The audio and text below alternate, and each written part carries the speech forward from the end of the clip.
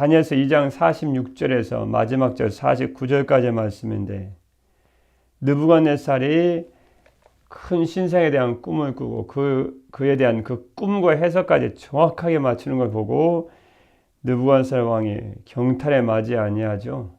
그리고 오늘은 다니엘을 크게 높여서 그에게 예물과 향품을 주고 요셉 애굽의 총리가 되는데 바벨론 도를 다스리는 총리로 삼아버렸습니다. 요셉만 총리가 된 게 아니고 다니엘을 바벨론 온 도를 다스리는 총리로 삼고 바벨론 온 술사들의 우두머리로 삼는 놀라운 역사를 하나님이 일어나게 하시죠. 그래서 결국은 다니엘의 승리는 결국 주님 믿는 자들의 승리를 예표하고 예고하고 있다라고 할 수 있습니다. 그뿐만 아니고 다니엘의 친구들까지 다 높은 느부갓네살 왕에게 얘기함으로 높은 관직을 얻게 되죠.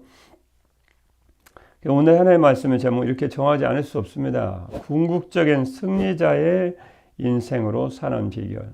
어떻게 다니엘이 그 포로 신세에서 여기까지 오게 되냐는 거예요. 애굽의 총리로 된 것도 대단한데 바벨론 도의 총리가 다니엘이 바벨론 도의 총리가 되었다. 구약에는 요셉이, 그때 애굽 시대는 요셉이, 이제는 다니엘이 그것도 포로기에 바벨론의 그 유명하고 강성하고 강대한 나라의 총리가 되었습니다. 어떻게 이렇게 놀라운 일을 하나님이 행하셨을까? 물론 하나님의 은혜죠. 그러나 은혜의 삶을 주시기 위해서 다니엘을 어떤 삶을 살게 하셨나를 보는 것이 이제 저희들의 신앙생활을 하는 저희들의 숙제 아닙니까? 그래서 어떻게 이런 과정으로 쭉 왔는가? 내용은 간단합니다. 오늘 본 말씀 잠깐 살펴보시면 46절입니다. 시작입니다. 이에 느부갓네살 왕이 엎드려 다니엘에게 절하고 명하여 예물과 향품을 그에게 주게 하니라. 예물입니다. 예물이 뭘까요? 피 없는 제사의 제물을 의미하는 히브리어 미느하입니다. 제사 때 쓰는 거네요. 제사 때 쓰는 제물입니다. 향품은 니호헌이라는 히브리어 니호헌인데 제사 시에 태우는 향의 제물을 의미합니다. 다니엘이 신입니까? 신의 대리자라고 지금 느부갓네살 왕이 느낀 것 같습니다. 그래서 신의 대리자거나 아니 신적 존재로 생각하고 더군다나 이 뒤에 앞에 말씀 보시면 46절 말씀에 이에 느부갓네살 왕이 엎드려 다니엘에게 절하고 그리고 제사 때나 쓰는 제물과 향의 제물을 드리고 있습니다. 또 46절 말씀 중간에 절하고 갑자기 왕이 절하고 있습니다. 절하고라는 단어는 세기드라는 말씀인데 예배하다라는 말씀입니다. 이런 단어 예배하다 또 향품과 예물과 향품이 어떤 의미를 가지고 어떤 때 쓰는 것만 좀 알아도 벌써 다니엘을 신적 존재 또는 적어도 신의 대리자로 여기고 있다. 왜냐하면 느부갓네살 왕들이 이들은 우상숭배 장애들 아닙니까? 그러니까 자기 머릿속에 꿈을 맞추죠. 인류에 대한 해석까지 딱 풀어주죠. 완전히 신적 존재로 여기게 된 거죠. 그러나 다니엘은 신적 존재가 아니고 하나님의 대리자로 뒤에 쭉 얘기하죠. 난 하나님의 말씀을 전하는 사람이다.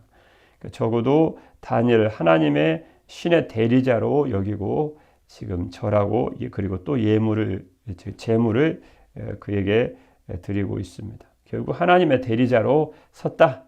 그 느부갓네살 왕도 이제 알게 된 거죠. 47절 말씀이에요. 왕이 대답하여 다니엘에게 이르되 너희 하나님은 참으로 모든 신들의 신이시요 모든 왕의 주제시로다. 모든 왕의 주제, 신들의 신. 다니엘에게 놀라운 걸 맞힌 거 봐서 네가 섬기는 신은 정말 신들 중에 우상두 중에 최고의 으뜸 가는 신이구나. 우상두가 비교 안 되는 최고의 신이다. 왜냐하면 느부갓네살 왕은 지금 다신론적인 생각을 갖고 있기 때문에 우상 숭배밖에 안 하지 않습니까? 유일신 여호와를 만나본 적이 없어요. 그러니까 본인 생각에 최고의 신은 신들의 신이다. 더 이상 그들의 표현 말에 빌려서 더 이상 최고의 신은 없습니다. 신들의 신이다. 그리고 왕의 주제시다. 모든 왕을 다스리는 지배자다. 군주다. 으뜸되는 왕이다. 원래 주제란 말이 히브리어 마레란다는데 세 가지 의미가 있습니다. 주인, 왕이라는 뜻이 군주, 또 지배자. 왕의 지배자가 너희 신이구나. 왕 중에 왕이 누구냐? 너희 신이다. 이렇게 하나님을 아주 최고로 높이고 있습니다. 하나님은 참으로 모든 신 가운데서 으뜸가는 신이요 모든 왕 가운데서 으뜸가는 군주가 너희가 섬기는 하나님이구나 라고 아주 인정을 하고 있습니다. 이게 우상 숭배라는 그들의 입에서 나왔다는 건 진짜 놀라의 노자입니다. 굉장한 고백을 한 것입니다.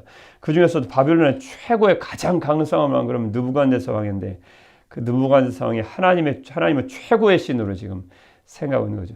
그들 입에서 나올 수 있는 아주 최고의 존칭입니다. 더 이상 존칭은 있을 수가 없습니다. 48절 말씀이에요. 왕이 이에 다니엘을 높여 저희 여기부터 이제 관심이죠.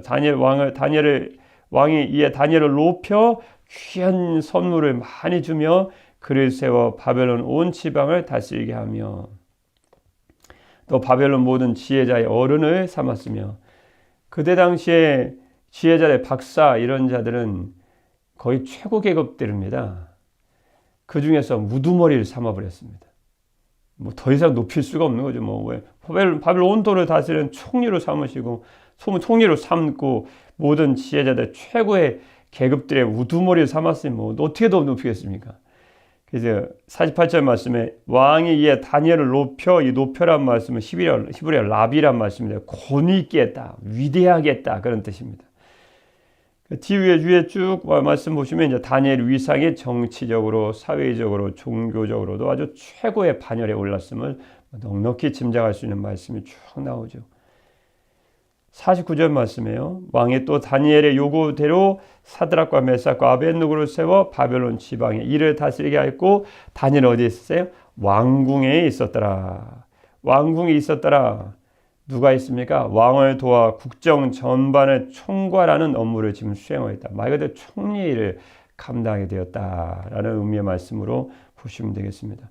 어떻게 그렇게 포로로 끌려와서 안 죽고 잘 사는 것만 해도 대단한 것인데 궁극적인 승리자 인생을 그는 살아갈 수 있었을까? 그러면 앞에 말씀도 1장부터 이제 2장까지 말씀 쭉 보셔야 되겠네요.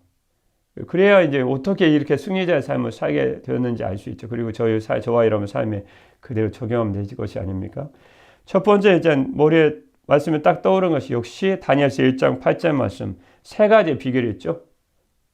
1장 2절 쭉 말씀 보고 승리자의 삶을 살게 되는 거니까요. 1장 8절 말씀 잠깐 보실까요? 잘 하신 말씀이니까요. 시작입니다. 다니엘은 뜻을 정하여 왕의 음식과 그가 마시는 포도주로 자기를 더럽히지 아니하리라 하고 자기를 더럽히지 아니하도록 환관자에 구하니 그가 궁극적인 승리자의 삶을 살아갈 수 있었던 첫 번째 비결은요. 하나님의 선하신 뜻을 조차 사는 것이었다. 역시 하나님의 선하신 뜻, 즉 하나님의 말씀에 순종하는 삶을 살기로 작정한 거죠. 뜻을 정하여 역시 하나님의 선하신 뜻인 하나님의 말씀을 조차 살아갈 때 그가 궁극적인 승리자 인생으로 살아갈 수 있었다. 분명한 사실이죠. 로마서 14장 8절 말씀에 사도 바울을 통해 주님이 이렇게 말씀해 주셨죠. 우리가 살아도 주를 위하여 살고 죽어도 주를 위하여 죽나니 그러므로 사나 죽으나 우리가 주의 것이로다. 우리가 왜 삽니까? 당연히 주님 위해서 살죠. 우리가 왜 죽습니까? 주님 위해서 죽죠. 그래서 우리가 사나 죽으나 우리는 다 주님의 것입니다. 그러면 하나님의 승리자 인생을 살게 하신다는 거예요. 신구에게 분명한 메시지 아닙니까? 두 번째는 하나님 앞에 겸손한 자로 사는 것이다. 하나님의 종인 줄을 알고 끝까지 하나님 앞에 자신의 본분을 잊지 않았다는 거죠. 그 말씀 어디 있을까요? 다니엘서 2장 18절입니다. 18절 하늘에 계신 하나님이 이 은밀한 일에 대하여 불쌍히 여기사 다니엘과 친구들이 바벨론의 다른 지혜자들과 함께 죽임을 당하지 않게 하시기를 그들로 하여금 구하게 하니라. 이 말씀 기억나시죠? 이제 꿈과 해석 다 알아맞혀라. 모르면 너희들 다 죽는다. 다니엘은 말하지도 않고 다니엘까지 다 죽여버려라. 그랬는데 친구들에게 그 꿈의 내용과 해석을 알게 해달라고 같이 구하게 하니까 하나님께서 19절 말씀이요. 이 은밀한 것이 밤의 환상으로 다니엘에게 나타나 보이매 다니엘이 하늘에 계신 하나님을 찬송하니라. 뭐예요? 무엇이가 자기가 어떤 본분인지 어떤 신분인지 잘 아는 거예요. 나는 하나님의 종이라는 거예요. 그래서 그 꿈을 알게 하신 걸 알고 하나님을 높이고 있습니다. 자기는 겸손한 모습, 겸손한 종의 모습을 계속 가지고 있고요. 하나님을 찬송하니라 꿈에 대한 해석과 꿈을 알게 하신 주님 알게 하고 그 꿈을 주신 하나님, 그 해석을 주신 하나님을 찬송한다는 것은 결국 자신 하나님 앞에 끊임없이 종으로서, 하나님의 종으로서 하나님의 겸손한 모습을 계속 보이고 있다는 것을 넉넉하게 능히 알 수 있습니다. 이 다니엘서 2장 23절 말씀을 보셔도요. 다니엘아 느부갓네살 앞에 그가 섰죠. 23절입니다. 나의 조상들의 하나님이여 주께서 이제 내게 지혜와 능력을 주시고 우리가 주께 구한 것을 내게 알게 하셨사오니 내가 주께 감사하고 주를 찬양하라이다. 곧 주께서 왕의 그 일을 내게 보이셨나이다 하니라. 아멘. 좀 하나님의 능력 주셔서 능력 행하게 하시면 하나님이 주신 줄 알고 23절 같이 얘기해야 되거든요. 내게 지혜와 능력을 주신 분은 주님이시오. 주께 내가 구한 것을 내게 알게 하셨사오니 내가 주께 감사하고 주님을 찬양합니다. 그리고 끊임없이 겸손한 자로 써야 되는데 내가 했어요. 내가. 이렇게 하는 사람이 참 많아요. 참 미련한 인생을 사는 거예요. 그럼 하나님이 나중에 끊임없이 은사도 뺏어가 버리고 끊임없이 그냥 발바닥 밑으로 낮춰버리거든요. 그게 아니면 주님 나라 갈 때 이제 보자는 거죠. 주님이. 한번 보시겠죠. 손을 좀 봐야 될 사람들입니다. 끊임없이 하나님 앞에 자기가 어떤 존재인지 잊지 않아야 돼요. 지혜를 주신 분도 23년 말씀에 지혜를 주신 분도 주님이시오. 능력을 주신 분도 주님이시니 감사와 찬송과 영광 받으실 분이 하나님이심을 알고 자기는 끊임없이 주님의 종으로 하나님의 겸손한 자의 심령과 모습으로 살아가는 게 당연한 본분이거든요. 지금 다니엘은 그 모습을 겸손한 자의 모습을 지금 잘 보이고 있습니다. 오늘날 그렇게 하지 못하는 미련한 종들이 참 많죠. 하나님 앞에서 지금 전능하신 주님 앞에서 어떤 배짱으로 설지 모르겠습니다. 하나님이 주신 걸 끊임없이 인정을 해야 돼요. 끊임없이 겸손하고 자기 건 하나도 없거든요. 아멘. 그런 모습을 살아야 돼요. 그러니까 나중에 하나님이 더 높여주잖아요. 더 하나님이 겸손한 모습을 살아가니까요. 야고보서 4장 10절 말씀에 보시면 주님이 이렇게 말씀해 주셨죠. 말씀해 주시죠. 주 앞에서 낮추라. 그리하면 주께서 너희를 높이시리라. 신구약의 동일한 메시지입니다. 그래서 주님께서 결국은 하나님 앞에서 끊임없이 자신을 낮추는 결국 베드로전서 5장 6절 말씀을 보셔도 베드로 사도를 통해서 이렇게 말씀해 주셨죠. 그러므로 하나님의 능하신 손 아래에서 겸손하라. 때가 되면 너희를 높이시리라. 그래서 궁극적인 승리자의 인생을 사는 비결은 분명합니다. 하나님의 종인 줄 알고 하나님 앞에 끝까지 겸손한 자의 모습으로 살아가는 것이다. 이건 신구에게 부인할 수 없는 사실입니다. 하나님이 모든 걸 주신 주인이심을 우리는 늘 잊지 말아야 됩니다. 우리 것은 하나도 없습니다. 다 주님 거예요. 그런데 하도 사용하다 보니까 자기 건 줄 아는 거예요. 하도 사용하다 보니까. 우리는 그런 인생을 살면 하나님이 궁극적인 승리자 인생으로 살기는 그건 불가능하다는 것입니다. 그건 1%의 가능성도 없습니다. 세 번째는 오늘 가장 중요한 말씀이죠. 목적이 분명한 삶을 사는 것이다. 그럼 어떤 목적을 가지고 살았을까요? 사람들 앞에서 하나님의 영광을 나타낸다. 이런 삶의 분명한 목적을 가지고 그는 살았다는 것입니다. 다니엘서 2장 28절 말씀 보시면 다니엘이 왕 앞에 대답하여 이르되 왕이 물으신 바 은밀한 것은 지혜자나 술객이나 박수나 점쟁이나 능히 왕께 보일 수 없으되 28절입니다. 오직 은밀한 것을 나타내실 이는 누구예요? 하늘에 계신 하나님이시라.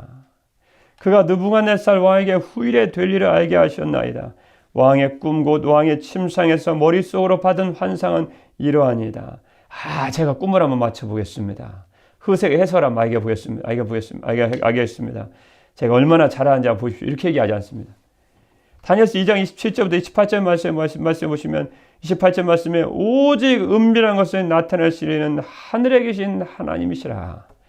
내가 한 거 아닙니다. 주님이 하신 일입니다. 그리고 한껏 하나님의 영광을 나타내고 있습니다. 참 믿는 자 얼마나 본분이고 아름다운 모습입니까? 사람들 앞에서 하나님의 영광을 나타낸다는 분명한 목적의 분명한 삶을 살고 있습니다. 그런데 이런 모습은 일관됩니다. 나중에 뒤에 쭉 말씀 나중에 벨사살 왕도 등장하고 다니엘의 시대 느부갓네살 왕이 시대가 끝나고 그 후손인 벨사살 왕이 또 세워진 장면에서 쭉 말씀하면 아주 한결같습니다. 끊임없이 하나님을 높이는 그의 삶의 분명한 목적대로 사람들 앞에서 하나님의 영광을 나타내고 있습니다. 뭐 부족하느냐, 잘하느냐, 그거 문제보다는 더 중요한 것은 어떤 삶의 목적을 가지고 내가 살아가고 있는가. 그건 참으로 중요하다는 것입니다.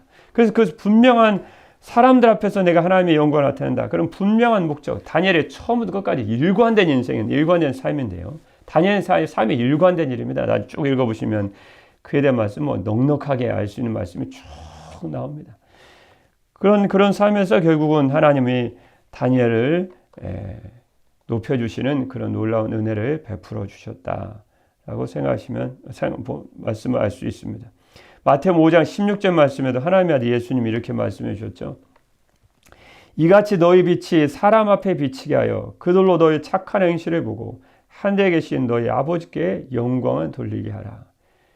그리스도의 삶은 마치 스폰지나 부드러운 티슈와 같은 삶이라고 생각하시면 되겠습니다. 우리 노란 물감을 가지고 티슈나 이거 딱 담그면 금방 색깔이 이렇게 노란 물감을 빨아들여서 이렇게 번지지 않습니까?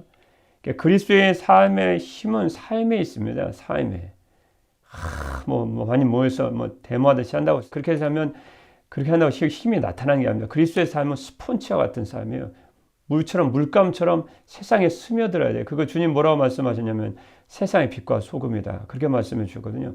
아무것도 아니지만 삶에 들어가서 그런 역할을 하면 물감이 티슈를 딱 대면 금방 물감을 그 티슈를 적셔버리지 않습니까? 해보십시오. 금방 그러죠. 그리스도의 삶은 눈에 보이지 않는 것 같지만 삶에 막 스며들어서 파워를 나타내거든요. 그리스도의 삶은 그리스도의 삶은 보이는 데 나타나는 게 아닙니다. 스며드는 삶에 나타나는 거거든요. 그런 삶을 통해서 세상이 뒤집히는 거거든요. 그러니까 주님이 그 말씀 하시는 거예요. 그 말씀. 마태복음 5장 16절 말씀에도 이같이 너희 빛이 사람 앞에 비치게 하여. 다니엘의 삶이 그런 거 아닙니까? 다니엘의 삶이 아무것도 아닌 것 같잖아요. 눈에 보이는 것도 아닌 것 같고 가서 새 친구들 가서 피켓 들고 나타나고 데모하는 것도 아닌 것 같고 하지만 삶에 스며들고 있지 않습니까? 지금 싹 삶에. 그 삶의 분명한 목적, 하나님의 영광을 나타낸다 분명한 목적, 하나님 말씀에 순종한다 분명한 목적, 항상 주님 앞에 겸손한다. 하나님 앞에 내가 주님의 종이다. 그런 모습을 통해 결국 다니엘이 있었던 포로 시대의 왕까지 영향을 받고 있습니다. 어디 피켓 들고 나오는 게 없지 않습니까? 그렇지만 파워가 점점 드러나잖아요. 점점. 이게 그리스도의 삶이 이런 데 파워가 나타나거든요.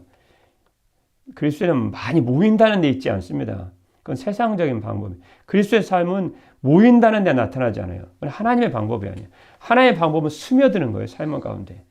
내가 주의 종으로 살아간다. 말씀대로 순종하고 살아간다. 겸손한 모습 보인다. 사람 앞에 내가 끊임없이 하나님의 이름을 높인다. 아무것도 아닌 것 같지만 점점 다니엘의 인생이 높아지고 있습니다. 이게 희한하지 않습니까? 분명 포로기에 끌려와서 음식 문제 가지고 부딪혀서 꿈꾼 발생하고 이게 아무것도 아닌 것 같은데 점점 하나님의 그를 정말 높이고 있습니다. 이게 그리스도의 파워거든요. 파워.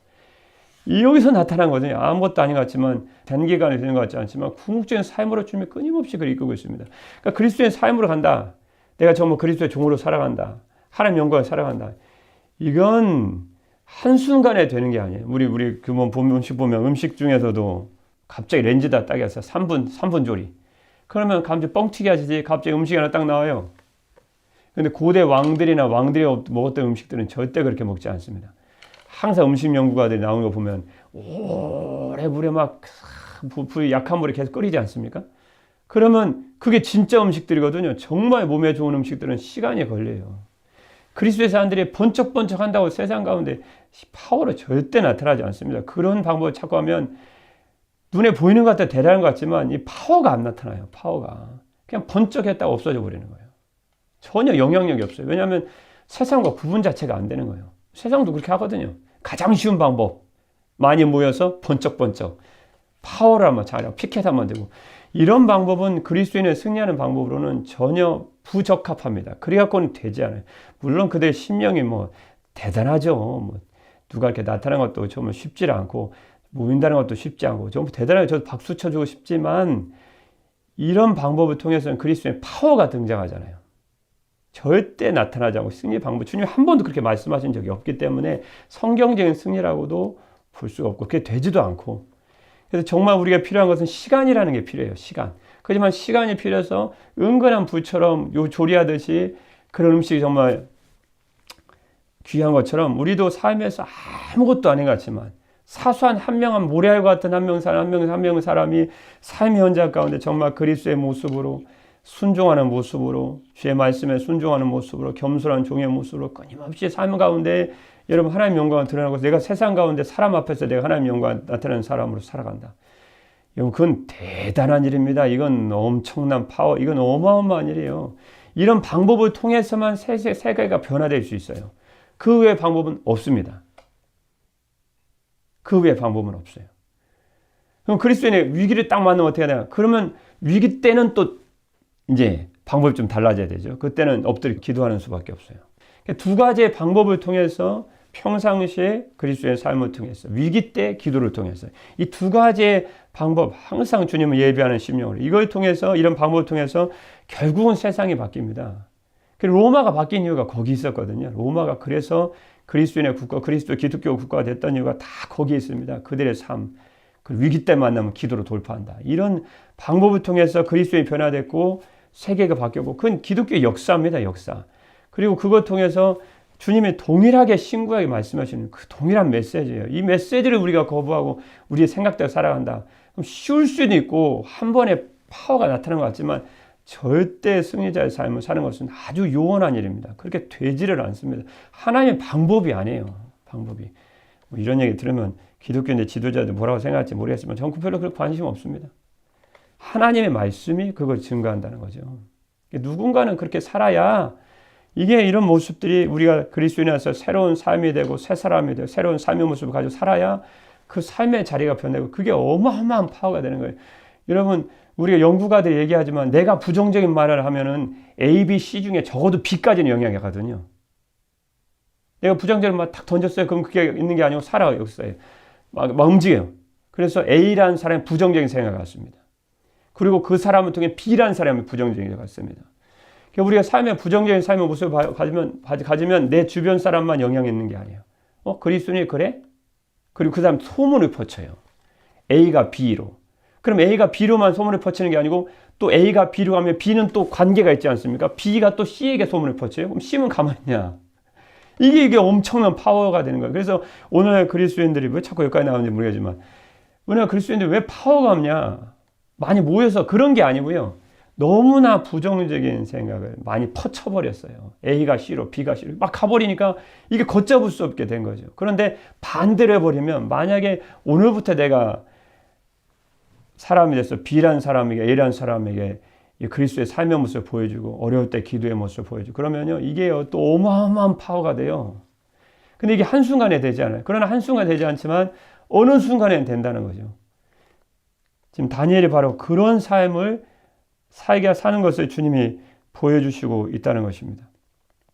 여러분 우리가 궁극적으로 승리자의 인생을 사는 것 시간에 걸리는 것 같지만 의외로 빠를 수 있습니다. 지금도 하나님께서 우리에게 기회를 주신 것이 아닙니까? 첫 번째는 하나님의 선하신 뜻을 쫓아 살아간다. 하나님의 말씀에 순종하는 삶이죠. 두 번째는 오늘 본문 말씀인데 주님 분명히 말씀해 주시죠. 하나님 앞에 겸손한 자로 살아간다. 세 번째는 끝까지 사람들 앞에서 하나님의 영광을 나타낸다는 분명한 삶의 목적을 가지고 살아간다. 분명하지 뭐. 오늘 이후로 저와 여러분 하나님의 선하신 뜻을 좇고 하나님 앞에 겸손하며 목적에 사람의 영광을 나타낸다는 사람들 앞에서 하나님의 영광을 나타낸다는 분명한 삶의 목적을 가지고 살아가심으로 주님 다시 오시는 그날까지 주님의 영광을 크게 나타내고 궁극적인 승리자의 인생으로 살아가시기를 예수님의 이름으로 축복합니다. 기도하겠습니다. 그런즉 너희는 먼저 그의 나라와 그의 의를 구하라. 그리하면 이 모든 것을 너희에게 더하시리라. 아멘. 사랑의 우리 주 하나님 아버지, 저희를 하나님의 나라와 그분의 영광을 위해 사는 존귀한 주의 백성들로 삼아주시고 그런 존귀한 주의 백성들로 살아가게 하심을 참으로 감사와 영광을 돌려드립니다.